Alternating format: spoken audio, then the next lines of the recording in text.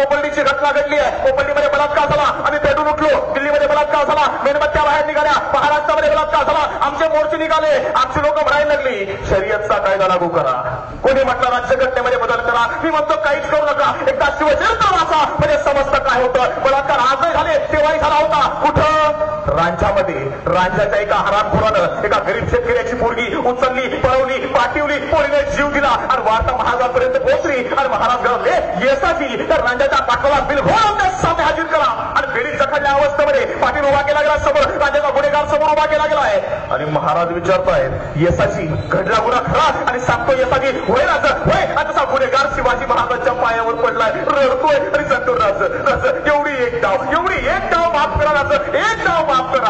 आणि राजकरांनी माफी मागतो याचा अर्थ घडला गुन्हा खरा. येसाची उजवा हात तोडा याचा कलम करा, डावा पाय कारवावर बसून रांझाला पाठवा. पण त्याच्या आधी 4 दिवस त्याला पुण्यामध्ये अशा जागेवर बसवा की रस्त्यावरून चालणाऱ्या प्रत्येकाला त्याच्या तोंडावर थुंकता आलं पाहिजे.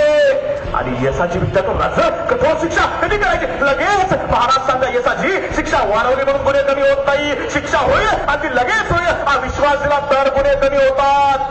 आमचं नेमकं ते चुकलं. कोपर्डीचा बलात्कार झाला, 85 दिवसानंतर 4 शीट, मग युक्तिवाद, मग प्रतिवाद, मग जबान्या, मग न्याय, मग हा वाद तो वाद, वर्षानुवर्ष निकाल लागत नाही. आमच्या न्यायाची अवस्था ही आहे. चुकतंय ना इथे.